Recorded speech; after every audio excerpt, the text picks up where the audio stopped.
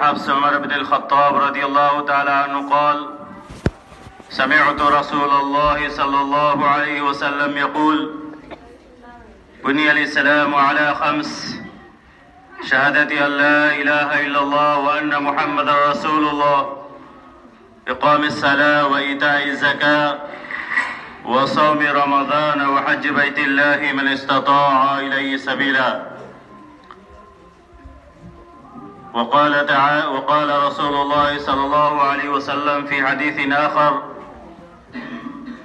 من صام رمضان إيمانا واحتسابا غفر له ما تقدم من ذنبه.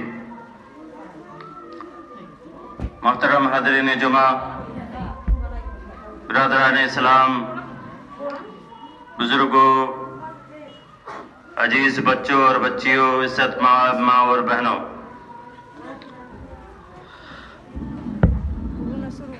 ہم اور آپ اس بات سے واقف ہیں، جانتے ہیں کہ رمضان المبارک کا مہینہ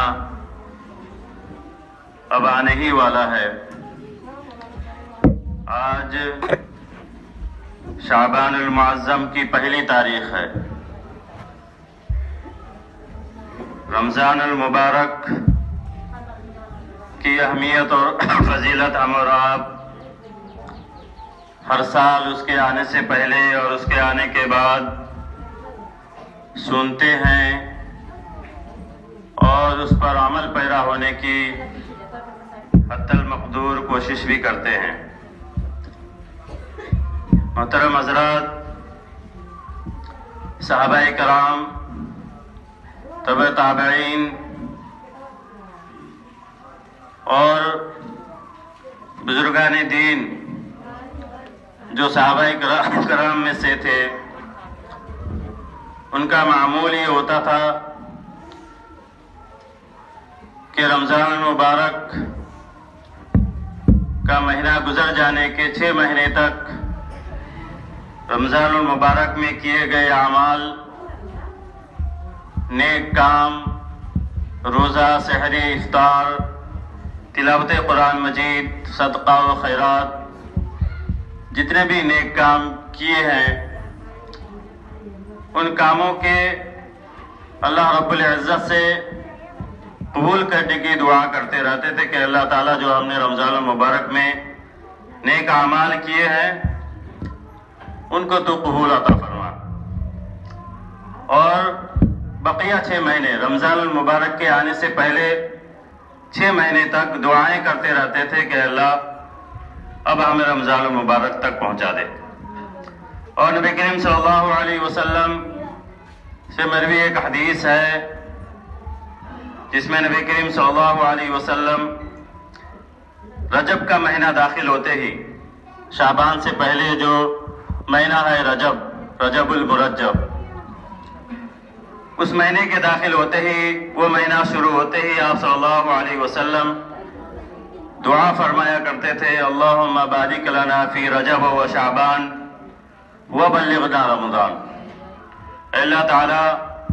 تو ہماری عمروں میں برکت عطا فرما، یا رجب میں برکت عطا فرما، رجب میں